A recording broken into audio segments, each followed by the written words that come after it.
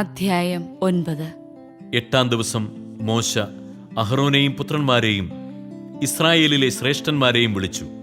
അവൻ അഹ്റോനോട് പറഞ്ഞു, പാപപരിഹാര ബലിക്കായി ഊനമറ്റ ഒരു കാളക്കുട്ടിയെയും ദഹനബലിക്കായി ഊനമറ്റ ഒരു മുട്ടാടിനെയും കർത്താവിന്റെ മുൻപിൽ സമർപ്പിക്കണം. ഇസ്രായേൽ ജനത്തോട് പറയുക, പാപപരിഹാര ബലിക്കായി ഒരു കോലാട്ടിൻ മുട്ടനെയും ദഹനബലിക്കായി 1 വയസ്സുള്ളതും ഊനമറ്റതുമായ ഒരു കാളക്കുട്ടിയെയും ഒരു ചെമ്മരിയാടിനെയും, സമാധാന ബലിക്കായി ഒരു കാളയെയും ഒരു മുട്ടാടിനെയും കർത്താവിന്റെ മുൻപിൽ ബലിയർപ്പിക്കാൻ കൊണ്ടുവരുവൻ. എണ്ണ ചേർത്തൊരു ധാന്യബലിയും അർപ്പിക്കുവൻ. എന്തെന്നാൽ കർത്താവ് ഇന്ന് നിങ്ങൾക്ക് പ്രത്യക്ഷപ്പെടും.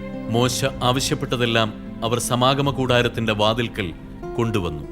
സമൂഹം മുഴുവൻ അടുത്തുവന്ന് കർത്താവിന്റെ സന്നിധിയിൽ നിലകൊണ്ടു. അപ്പോൾ മോശ പറഞ്ഞു, നിങ്ങൾ ചെയ്യണമെന്ന് കർത്താവ് കൽപ്പിച്ച കാര്യമിതാണ്. കർത്താവിന്റെ മഹത്വം നിങ്ങൾക്ക് പ്രത്യക്ഷപ്പെടും. മോശ അഹ്റോനോട് പറഞ്ഞു, ബലിപീഠത്തിങ്കിലേക്ക് വന്ന് നിന്റെ പാപപരിഹാര ബലിയും ദഹനബലിയും അർപ്പിക്കുക. അങ്ങനെ നിനക്കും ജനങ്ങൾക്കുമായി പാപപരിഹാരം ചെയ്യുക. ജനങ്ങളുടെ കാഴ്ചകൾ സമർപ്പിച്ച് അവർക്ക് വേണ്ടി പാപപരിഹാരം ചെയ്യുക. ഇങ്ങനെയാണ് കർത്താവ് കൽപ്പിച്ചിരിക്കുന്നത്. അഹ്റോൻ ബലിപീഠത്തെ സമീപിച്ച് തന്റെ പാപപരിഹാര ബലിക്കുള്ള കാളക്കുട്ടിയെ കൊന്നു.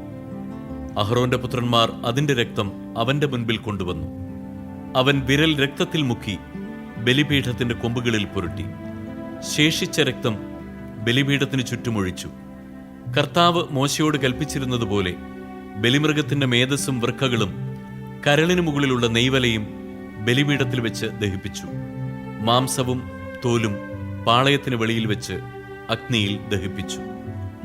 അഹ്റോൻ ദഹനബലിക്കുള്ള മൃഗത്തെയും കൊന്നു. അവന്റെ പുത്രന്മാർ അതിന്റെ രക്തം അവന്റെ അടുക്കൽ കൊണ്ടുവന്നു. അവനത് ബലിപീഠത്തിന് ചുറ്റും തളിച്ചു. ദഹനബലിമൃഗത്തിന്റെ കഷണങ്ങളും തലയും അവർ അവന്റെ അടുത്ത് കൊണ്ടുവന്നു. അവനത് ബലിപീഠത്തിൽ വെച്ച് ദഹിപ്പിച്ചു. അതിന്റെ ആന്തരികാവയവങ്ങളും കാലുകളും കഴുകി അതിനോടൊപ്പം ബലിപീഠത്തിൽ വെച്ച് ദഹിപ്പിച്ചു. അതിനുശേഷം അവൻ ജനങ്ങളുടെ കാഴ്ച സമർപ്പിച്ചു. പാപപരിഹാര ബലിയായി അവർക്ക് വേണ്ടി ഒരു കോലാടിനെ കൊണ്ടുവന്നു കൊന്നു. അതിനെ ആദ്യത്തേതിനെ പോലെ അർപ്പിച്ചു. അനന്തരം ദഹനബലി വസ്തു കൊണ്ടുവന്ന് വിധിപ്രകാരം സമർപ്പിച്ചു. പ്രഭാതത്തിലെ ദഹനബലിക്ക് പുറമെ ധാന്യബലിയും സമർപ്പിച്ചു. അതിൽ നിന്ന് ഒരു കൈനിറയെ എടുത്ത് ബലിപീഠത്തിൽ വെച്ച് ദഹിപ്പിച്ചു. അഹ്റോൻ ജനങ്ങൾക്ക് വേണ്ടി സമാധാന ബലിയായി കാളയെയും മുട്ടാടിനെയും കൊന്നു. പുത്രന്മാർ അതിന്റെ രക്തം അവന്റെ അടുക്കൽ കൊണ്ടുവന്നു. അവനത് ബലിപീഠത്തിന് ചുറ്റും തളിച്ചു. അവർ കാളയുടെയും മുട്ടാടിന്റെയും കൊഴുത്ത വാലും ആന്തരികാവയവങ്ങളെ പൊതിഞ്ഞുള്ള മേധസ്സും വൃക്കകളും കരളിന്മേലുള്ള നെയ്വലയും എടുത്തു. അവർ മേധസ് മൃഗങ്ങളുടെ നെഞ്ചിനു മീതെ വെച്ചു. അവൻ മേധസ് ബലിപീഠത്തിൽ വെച്ച് ദഹിപ്പിച്ചു. മോശ കൽപ്പിച്ചിരുന്നതുപോലെ നെഞ്ചും വലത്തെ കുറകും അഹ്റോൻ കർത്താവിന്റെ സന്നിധിയിൽ നീരാജനം ചെയ്തു. അതിനുശേഷം അഹ്റോൻ ജനത്തിന്റെ നേരെ കൈകൾ ഉയർത്തി അവരെ അനുഗ്രഹിച്ചു. പാപപരിഹാര ബലിയും ദഹനബലിയും സമാധാന ബലിയും അർപ്പിച്ചതിനു ശേഷം അവൻ ഇറങ്ങി വന്നു. മോശയും അഹ്റോനും സമാഗമ കൂടാരത്തിൽ പ്രവേശിച്ചു.